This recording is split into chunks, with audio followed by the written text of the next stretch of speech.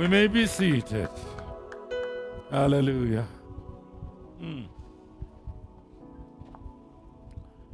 Glory be to God. Thank you for the poor amen. Glory be to God. Hallelujah. Wow. Vangani vari kuziva kuti Jesu ari pakati pedu izvozvo. Mwari vari pakati pedu right now is right in our midst. Tonight we are privileged to be in the house of God. It's a great privilege. Hamusi kumboziva nyasha dzamaitirwa kungova mukati memba yaMwari. Oh, hallelujah. I want to welcome Honorable Senator vedu veMasvingo. Muchiri kuvaziva here. Avadi introduction panapa. Vatova vepano. Welcome him. Vafarirei muzita raJesu.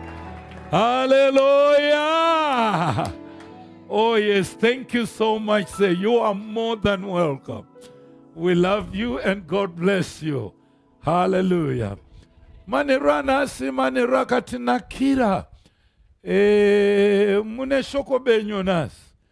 Vangani vari kuziva romusosvondo. Rinoti kudi. Saying faith is higher than asking faith. Oh, hallelujah. Oh, hallelujah. Oh, asking faith. Aikunde. Saying faith. Oh, my God. Hallelujah. So tonight will be more practical.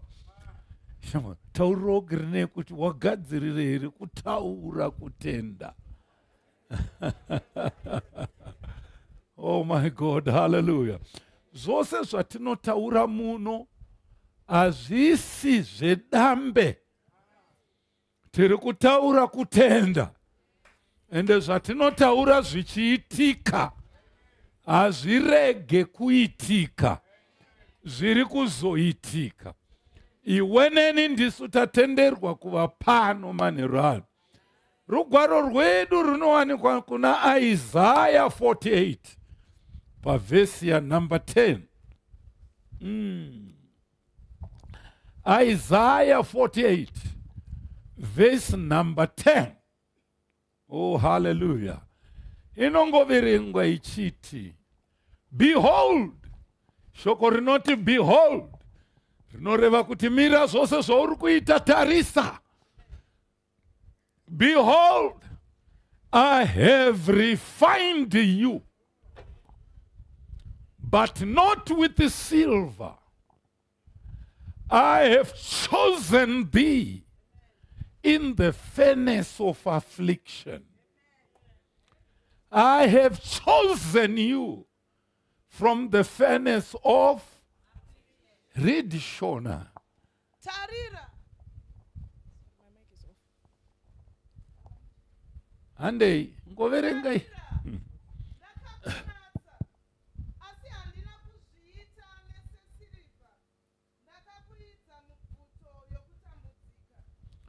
Ndakakuita sei mubvuto? Ndakakuidza mubvuto yokutambudzika. Mubvuto. Mvuto. Yeah, the correct word is mvuto. Yokutambudzika. He have chosen thee in the furnace of affliction. Come on. I have chosen you in the furnace of affliction. Somebody say chosen from affliction. Chosen from the furnace of affliction. Ndasiya furnace of. Mwari watiri kunamata manherano ndiMwari ane simba guru, ari kutsvaga vari mumoto wemadambudziko, vekunurura. Come on, man. vanokutsvaga mumoto, iwe rega kufunga kuti kana uchisangana nematambudziko uri kufa wakadaro. Hazvisirizvo. Pano Mwari anoti, I have chosen you in the furnace of affliction. Nyangwe uri mumoto wematambudziko, God will see you through. Oh, amen. Kana pane ari kundinzwa muno. Unomukirwa kubasa, unomukirwa mumba, unomukirwa mukereke, unomukirwa papi nepapi. But Mwari vanoti, I have chosen you from the furnace of... come on. Zvino nhamo iripo ndeyekuti abva muaffliction, hafambe seasarudzwa. Anenge achingofunga nhamo dzake, iniwo zvangu ini. But God has chosen you. Come on, man. Anofamba achizvininipisa, anofamba achingofunga nhamo dzake, akasvika pane vamwe anenge achiti handionekwe. But the true thing is, God has chosen you.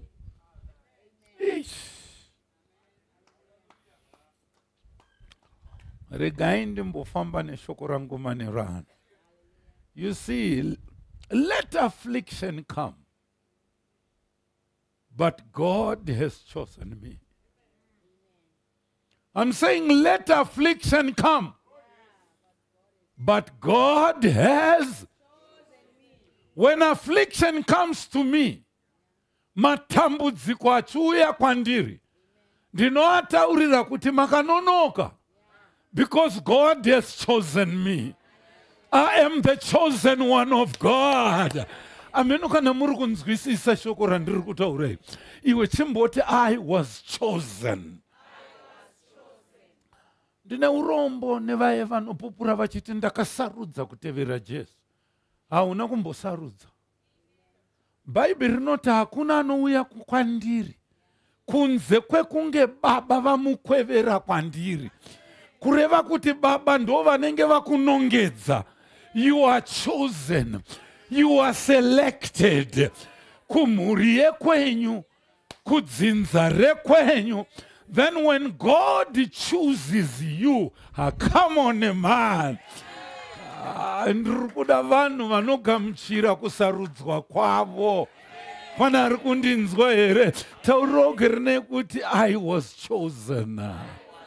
Ndakasarudzwa. Kune vose vari kundinzwa manheru ano, wakagamuchira Jesu Kristu saiswa upenyu hwako. God has chosen you from the furnace of affliction. Shamwari nyangwe matambudziko akauya, ataurire, saying faith. Taurira madambudziko ako kuti makanonoka. God has. Iwe chimbozviti ndakasarudzwa naMwari. Munoziva dambudziko renyu ndosaka Satani achikuonesai nhamo. Hamugamuchire kusarudzwa kwamakaitwa naMwari.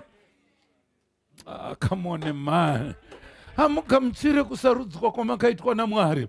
Even when poverty comes in the door of your house, Shamwari taurira urombo kuti, hey, poverty, wakanonoka. God has chosen me from the furnace of affliction. Hausi kuzondigona urombo nokuti Mwari akandisarudza. Hamusi kumbondinzwa imimi. Ndati nhamo haisi kuzondigona inini nokuti Mwari akandisarudza. Mu furnace of affliction. Ndosaka ndichiparidza ndichiti, I've been to the school of problems. I went to the university of difficulties and I graduated. I have a diploma in all of that. Wakanonoka Satan. Wakanonoka. Because the Lord has chosen me. Oh, hallelujah. Mvangeri, we are chosen people. We are chosen. Iuchimbudzukuru kuti I'm chosen. Regardless what people say, regardless what you are seeing me like, but the truth is, I'm chosen. I'm chosen. He chose me. Oh, hallelujah. Ndambofamba nasi mtaundum. Akati, oh, vanga muchipinda vamwe vanga vachiremekedzwa vamwe vachidii. Ndokubva ndati, oh my God, I'm chosen. Oh, hallelujah. That I'm chosen. Unongozwa kungotenda chete kuti I'm chosen. Zvinoita kuti timwe yatutange kutiza kuti tauya pasiripo. Pano hapasi pedu. Apa ndepe mwana wa Mwari akasarudzwa. The chosen one. Come on, man. Ameno kana muri kundinzwa manero anas. Sickness may come. Sickness may intrude. But tell them, I have the balm of Gilead. God has chosen me. Taurira chirwere uchitonyatso kunzwa kuti apa pari kurwadza. Kuchitaurira kuti wakanonoka. I'm chosen. By his stripes I'm healed. Pana ndiri kubatsiro here nasipana. Iwe, zvauri izvozvozvo zvitaurira kuti I'm chosen.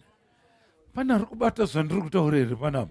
Now, kana ndati I have the balm of Gilead. Kana uchirwara kuti iwe chirwere wakanonoka, I have the balm of Gilead. Do you know the balm of Gilead? Ukaenda pana Uncle Google. Unonyora kuti balm of Gilead. Unobvaona zvainoreva. Ukaenda kuna Jeremiah 8 verse number 22. Are you with me? Jeremiah 8 verse number 22. Nokuti the balm of Gilead was a rare perfume used medicinally. That was mentioned in the Hebrew Bible and named for the region of Gilead where it was produced. I perfume yaiproduced ku Gilead ndosaka ichinzi balm of Gilead. Gilead ukangoyambuka the river Jordan pane makomo ari pamhiri apa. Ndiwo anonzi the balm, the Gilead. Now Gilead iyoyo ndokwaigara Rubeni nevana vake naManase ndearea yavakapiwa kuti vagare. Vaigara muarea yeGilead. Now, maiva nemiti nemakwenzi aishandiswa healing. Nokuti Jeremiah 8:22 yati, is there no balm in Gilead? Is there no physician there? Why then is not the health of the daughter of my people recovered? Say vanhu vangu vachirwara. Shona inoti kudii? Ko hakuna muti webharisami muGileadhi here? Hakune n'angako here? Nokuti mukunda wavanhu vangu wakagoregererei kupodzwa. Kopa 46 verse 11. Jeremiah 46 verse 11. Inotaura about the balm of Gilead. Now balm of Gilead yoyoyo inotaurwa chete kuti yaiwanikwa muGilead kuIsraeri. Na Jesu watinoparidza anonzi mwanakomana waDhavhidhi. Come on. Achibva kupiko kuIsraeri. Ndekune muti webhasami. NdiJesu weNazareta. Handetinzwe. Go up into Gilead. Kwira uende Gilead. And take the balm of Virgin, the daughter of Egypt. Undotorako muti webharisami wemhandara mukunda weIjipiti. In vain shalt thou use many medicines, for thou shalt not be cured. Wawanza mishonga mizhinji isina maturo hauporeswi.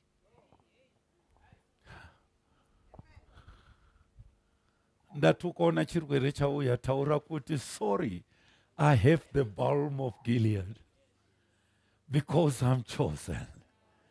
I have, unozwa kana una Jesu une more than that perfume yaiporesa. Kana una Jesu ndiye muti unoporesa, nokuti ndo kwakatemwa muti danda raakaroverwa pamuchinjikwa. Bhaibheri rangu robva rati vose vanotarisa pamuchinjikwa vachaporeswa. So I have the balm of Gilead. Are you with me, church? Pane chemuri kubatawo here? Pane ari kubatsirika here pana? Chimboti I am chosen. Are you hearing what I'm saying? Fear not, for I am with thee. In this sure word of promise to his chosen ones in the furnace of affliction. Mwari anoti imi musatye ndinemi muri mufurnace of affliction. Muri pai? Munoziva vanhu kana vachiuya kuchechi ka vanoita sevasina nhamo. Mumwe akakurovera step apa achivhara dhoo mota apa inoita hava ndevageri kumba kwavo. Hembe dzine masutu aya kuvhariridza nhamo. Aika ndati hembe dzine masutu aya kuvhariridza nhamo hakuna asina yake. Pana ari kubata zvandiri kutaura. Mwari anoti I have taken you out of the furnace of affliction. Mumwe unomuona gere muno achiimba achitamba, but inini ndinozoziva zvese zvamusingaziye. Usiku akufona achiti kana hope chaidzo ndiri kudzishaya nezvandakaitwa. Asi kuchechi anga akarova makeup, akarova weave, akaita zvese.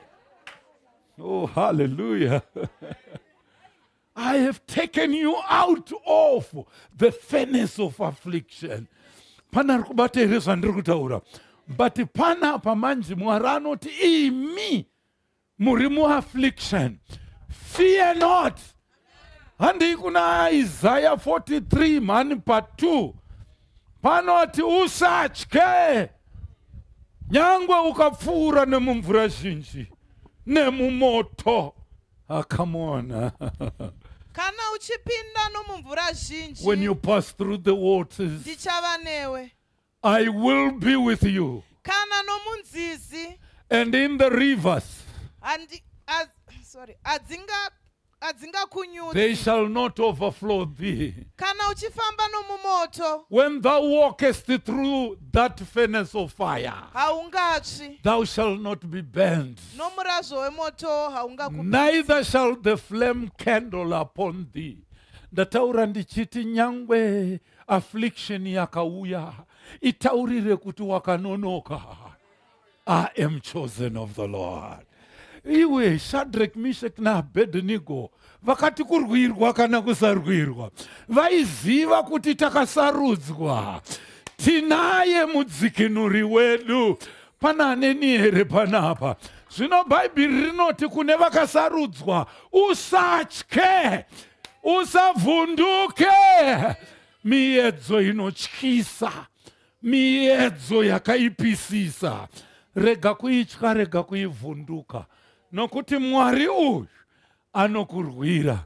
Zvanzi nyangwe nomumoto haungakupisi. Mwari kutoti mufundisi hamusi kuziva mamundiri kupfuura namo izvozvi.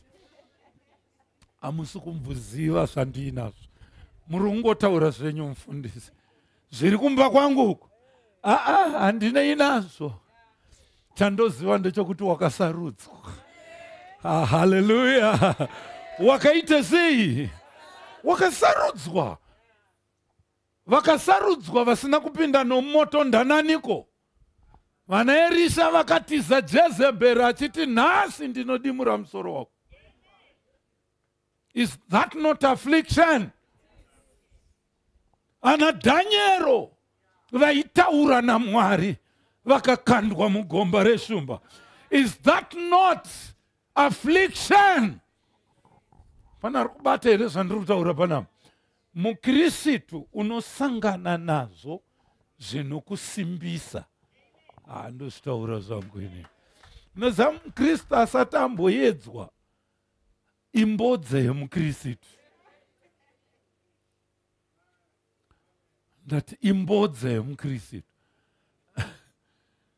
muKristu akapfuura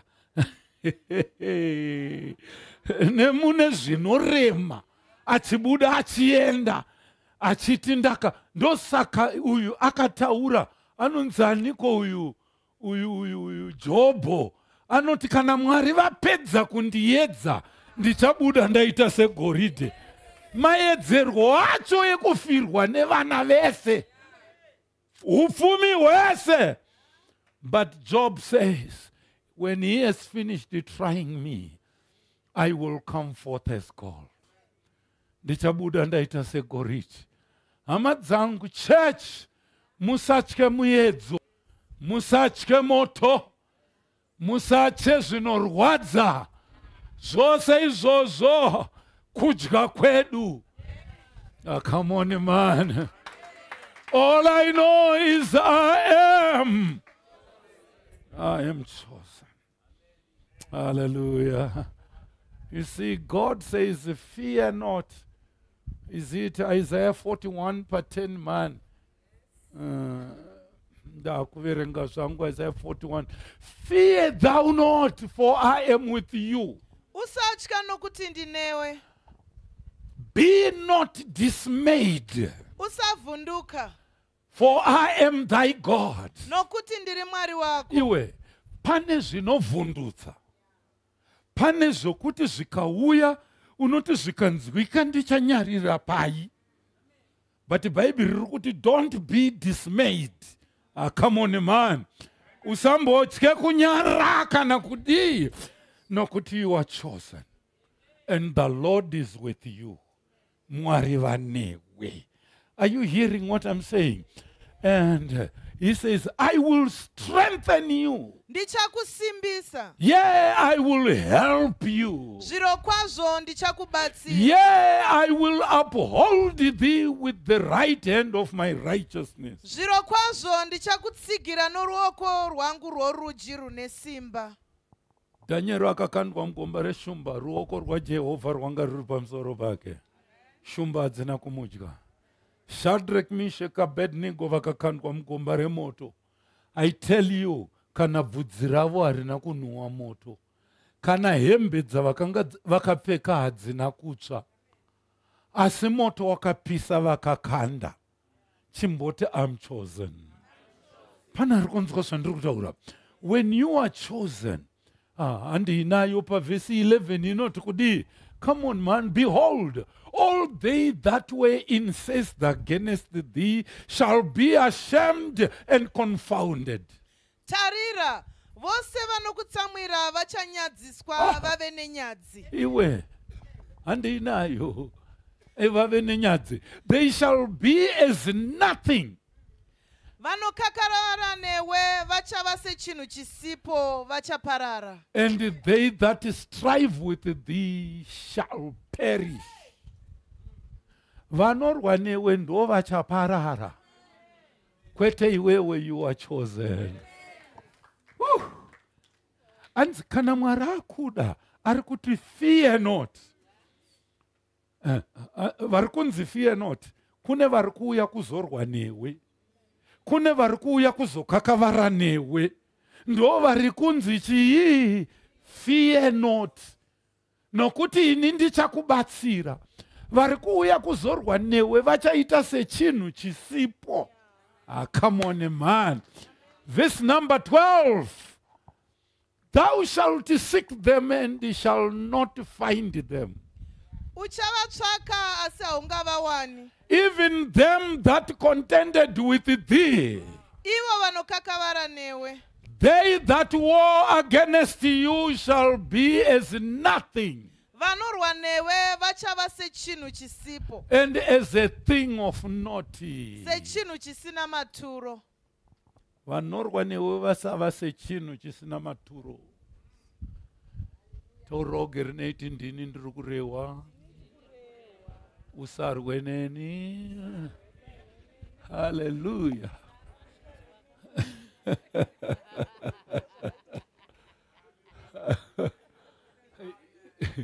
Manangati were I'm chosen. Hey, if you are chosen, and they will come and fight with you. Vanouya kuzokakavadzana newe kuzorwa newe hanzi uchavashaya vasaita sechinhu chisipo chisingamboonekwe kana. Oh, hallelujah. Hey, just shout, I'm chosen. Pana rikubata here nyaya ndiri kutaura pana. Andinayoka pa verse 18 pantu kudina iwe.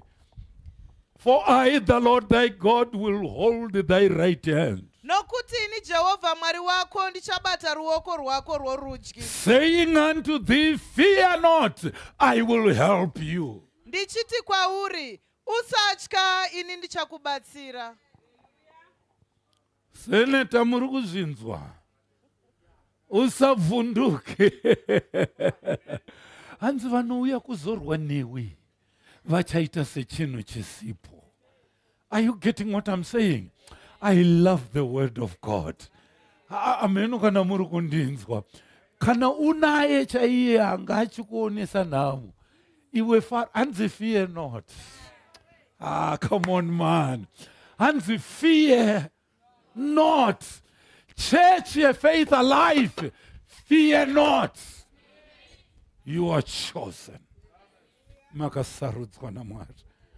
Oh, hallelujah. Oh, hallelujah.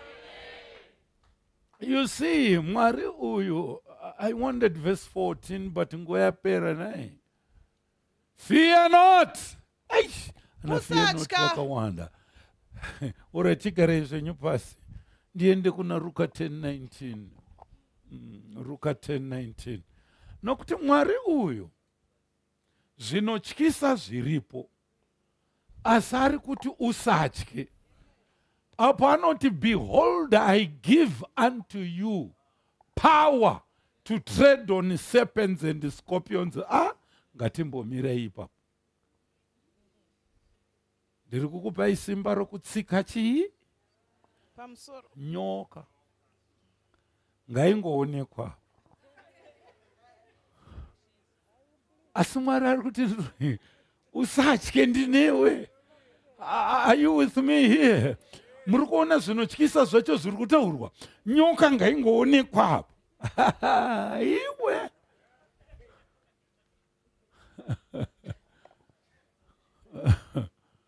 Nyoka. Asi Mwari ari kuti iyoyo manje nokutyisa kwayo. Mwari ari kuti ndinokupa simba rokutsika pamusoro payo. Zvinyavada, marize, mascorpions. Ndinokupa simba rokutsika pamusoro pawo. But I want to tell you, irikunzi, I give unto you power to tread on serpents and scorpions, and over all the power of the enemy, and then nothing shall by any means hurt you. Nothing shall by any means. Nothing. Zvinoreva kuti nyangwe zvikwambo. Nothing. Zvinoreva kuti kana varoi. Nothing. Zvinoreva kuti kana ng'anga. Nothing. Zvinoreva neuya ari kurwisana newe. Nothing. Zvinoreva nevari kuitira godo. Iwe shall by enemy. Hey, muri kurigamuchira shoko iri. Pane zvariri kuitawo mamurizo. Ndosaka pandatanga kuverenga ndaverengesa panoti ndakakubura in the furnace of affliction. Zvese izvozvi zvinounza affliction. But Mwari ari kuti usatye, usavhunduke. Come on, man. Unotyeiko? Unovhundukeiko? Rigantaurire nevari kundinzwa. Nevamwe vese vari kutya ma-elections. Nevamwe vari kushaya hope nevakadarika noma-elections. Regai kutya. You are chosen. You are chosen. muri vana vaMwari. Siyanai nevanokakavadzana nemi. Taisa chiyangu anoita sekusina ma-elections. Come what may, I'm chosen. Oh, hallelujah. Kusarudzwa kwemumwe apa hakubvise chosen yangu.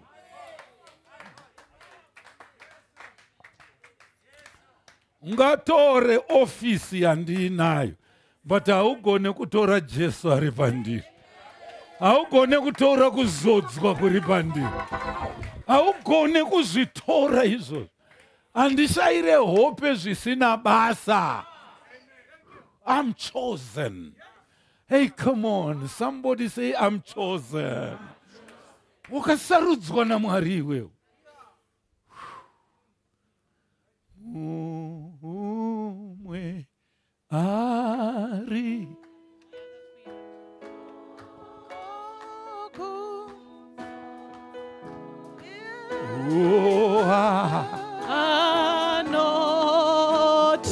all right. Unoziva chimbo ichiri kuti kune mumwe ari kumusoroko anotida. Rudo rwake rwakakomba. Rwakasiyana nerwomurume wako. Rudo rwake. Come on, man. Rwakakomba. Anotida. Handiregedze vanorwa neni vachindikunda. Handiregedze vanouya kuzondirwisa vachiita zvavanoda. Bhaibheri rangu rinoti muchengeti waIsraeri haakotsire kana kuvata. Ndine anondida. Shamwari chimbofamba uchingotaura wega kuti ndine anondida. Ndine anondida. Hadzisi nemamanimi. Ichi ndicho chokwadi. Kune anondida. Akandida akandisarudza kurudzi rwekwachiyangwa. Kudzinza rekwachiyangwa. Kune vanotamba mashare. Akandinura. I'm chosen. I'm chosen. I'm chosen. Ndiregerere hama dzangu. I know his love. Ndoziva mandakadarika namo.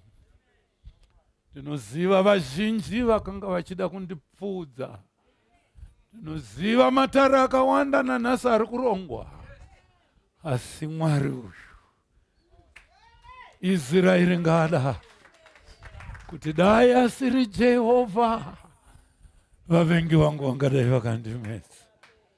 Dai asiri Jehovha, hama yangu pose pauri famba uchita mchoze.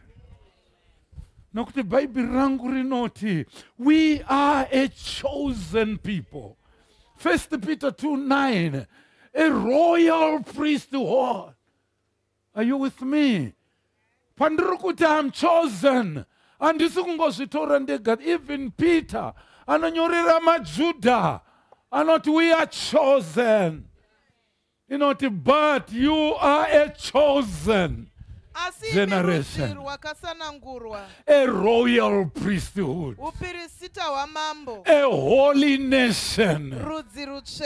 Iwe amusi rudzi rwemanga-manga, a holy nation, a peculiar people, that you should show forth the praises of him who hath called you out of darkness into his marvelous light.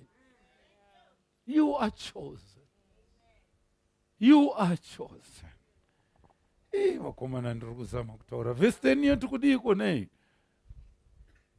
which in time past were not a people, but are now the people of God, which had not obtained mercy, but now we have obtained mercy.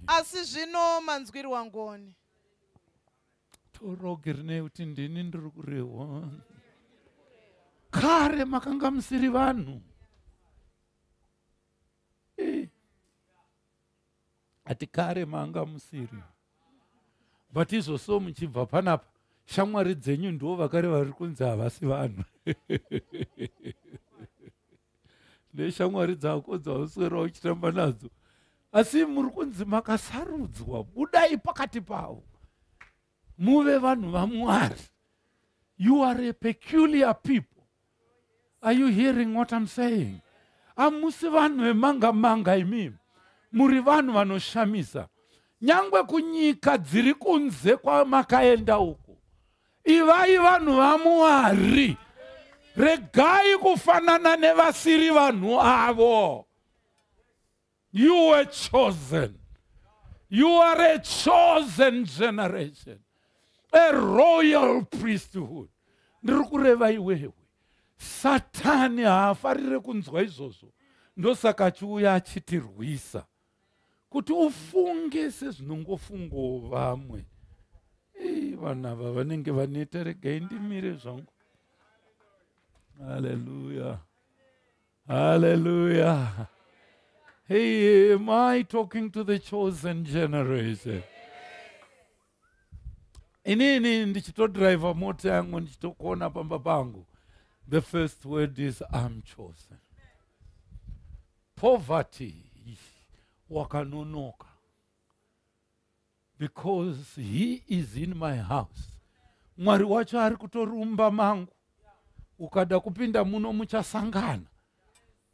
Ipapo handisi kureva nhema. Ko Jesu ari kupiko ari mandirika. Saka ndenge ndichitaurira nhamo neurombo kuti you are late. Uyu ari kutova mandiri. Wakanonoka. Get away.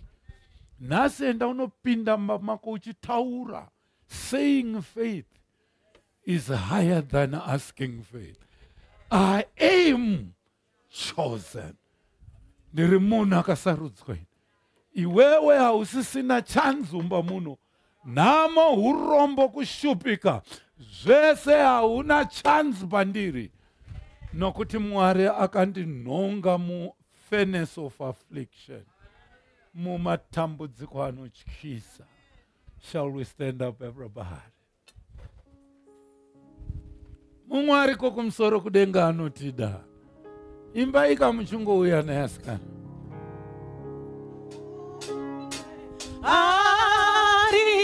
Ariko Kumsoro. Here you are, no. Rudo rwake rudo Wake. Ameni Akakomba. Here you are, no. Amazedu Amazedu. Ameni Inotiza. Ameni zimwe Imwe Inoti Itamuza. Itsoka hana kuti nyengedza you are umuziva Viva. Ameni njo upenyu here you are wakatipa wakatipa amenu zvinhu zvose ameni anotida tanga tiri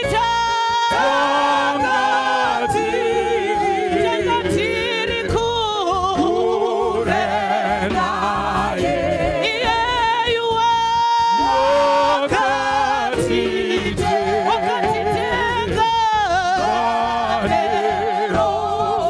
wakatisa wakatisa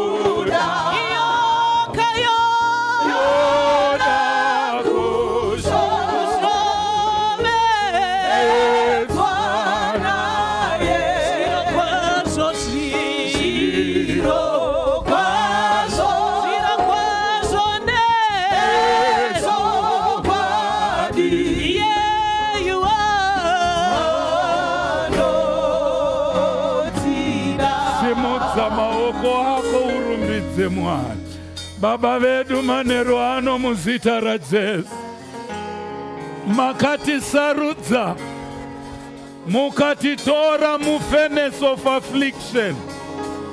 Ewo Baba mukati usatye ndinewe, usatye ndichakurwira, usatye ndichakubatsira. Baba makatitora mumadambudziko, makatitora mukatirwira. Shoko renyu rinoreva pachena, musatye nyangwe vanorwisana nemi, musatye nyangwe vanokakavadzana nemi, musavatye vasava sechinhu chisipo, vachava sechinhu chisipo. Baba muzita ra Jesu, Baba muzita ra Jesu, Baba muzita ra Jesu. Ola rabakaya nderebosa, yele nderebo koriana la rabo, yela rabakaya nderebosa. Makati usatye usafunduke, nyangwe vanokakavadzana newe, nyangwe vanouya kuzorwa newe, vachaita sechinhu chisipo, vachaita sechinhu chisipo. Oh, muchavaparadza, muchavaparadza, muchavaparadza, muchavaparadza vose vanorwisana newe, nokuti ndakakusarudza kubva kumugumo wenyika. Ndakakusarudza mufenes of affliction. Aiwa Jehova, aiwa Jehova, makataura kuti usatye, usavhunduke vanorangana kuda kukuparadza, usavhunduke. Baba muzita ra Jesu, Baba muzita ra Jesu, mirai nevana venyu, mirai navo. Makatipa simba rokutsika pamusoro penyoka nezvinyavada. Hakuna simba romuvengi ringatongotikuvadza. Aiwa Jehova ndinovimba nemi, Jehova ndinosimudzira upenyu hwangu kwamuri. Muyanda rabos, yele rebekeria na la rabos, nela rabakaya nderebosa. Baba ndinouya nekereke muruoko rwenyu, ndinouya nekereke iyi kwamuri Baba. Makati nyangwe ukapinda nomumoto, nyangwe ukapinda nomumvura zhinji, haingakunyudze, nyangwe moto haungakupise. Makati ndichava newe, ndichava newe, handingakusiye kana kukuregedza. Aiwa Jehova tinovimba nemi, ndinokudai Ishe Jesu, ndinokudai makandisarudza, makandisarudza, makandisarudza, makandisarudza, makandida. Ndinokutendai manerano Baba, ndinokutendai maurano Mwari wangu.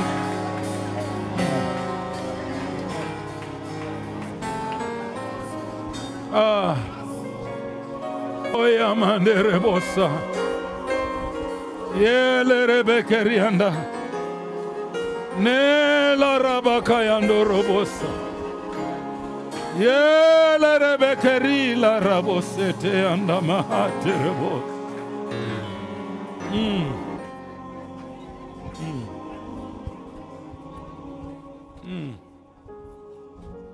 Ndinokutendai Mwari, ndinogamuchira shoko renyu. Makadzokorora kanopfuura zana kuti usatye ndinewe, usavhunduke, ndichakutsigira. Baba ndoda kutendai kune vazhinji vari kusangana nezvinovhundutsa, nevari kusangana nezvinotyisa. Mirai nevana venyu, mirai nevana venyu, mirai nevana venyu. Ndinonyengeterera mapromotions, ndinonyengeterera kubudirira, ndinonyengeterera kuropafadza kwaJehovha kuzorore pamusoro pevana venyu muzita raJesu. Amen. Thank you, mighty God. We may be seated. Ushers, please, shall we take an offering? On Friday this week,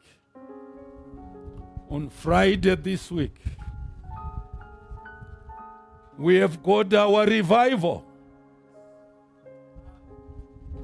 Pastor Moses John, India, arikubva ku Durban, ku Chatsworth, vachange vachishumira kwatiri manheru emso Friday, manheru Saturday, Sunday morning and the second service vachange vachishumira ivo. Come prepared for your miracle, because expectation is the breeding ground of miracle. Ndakumbira, come expecting from the Lord. Hanzi nemazezurutsuro yomusha inorohwa nemweni. Ndizo nai? Ndozo inoreva tumwe? Huh? So come ready. Come expecting. Pray. Swera wakazvinyima zvokudya. Oti Mwari ndauya kuzonzwa shoko rangu. Manheru iwayo haudzokere usina munana wako. Kuri kuuya muIndia asingazive hunhu hwako nei, ari kuuya kuzoprofita akamira pano achitaura shoko. Shamwari, pane chiprofita cheupenyu hwako.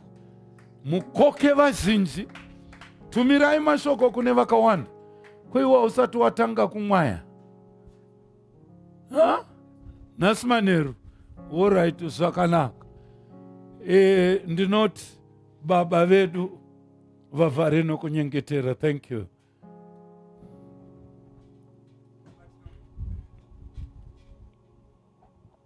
Baba wedu, tinokutendai manheru ano. Tinokutendai nenyasha dzamaburutsa paungano ino. Tinokutendai nokuda kweshoko renyu Ishe Mwari Baba ratisimbisa, kuti makatisanangura, makatisarudza kubva kunyika yerima mukatifira pamuchinjikwa. Indeed we are chosen. Tinokutendai kana ari manheru ano makatisarudza neruoko rwenyu rune simba. Kudzwai Wamasimba Ose, puhwai mbiri, zita renyu Jehovha rikudzwe nekusingaperi. Chiropafadzaiwo Ishe Mwari Baba sezvataura mushumiri wedu, mumwe nemumwe pavave kudzokera kudzimba. Nyasha dzenyu Ishe Mwari Baba, rudo rwenyu nokuwadzana kwomweya mutsvene zvigare nesu kubva zvino nokusingaperi, muzita raJesu. Amen. Amen. Wonderful. Nyasha dzaMwari dzikuchengetei. Ndatenda zvikuru. Amen. Good night and God bless.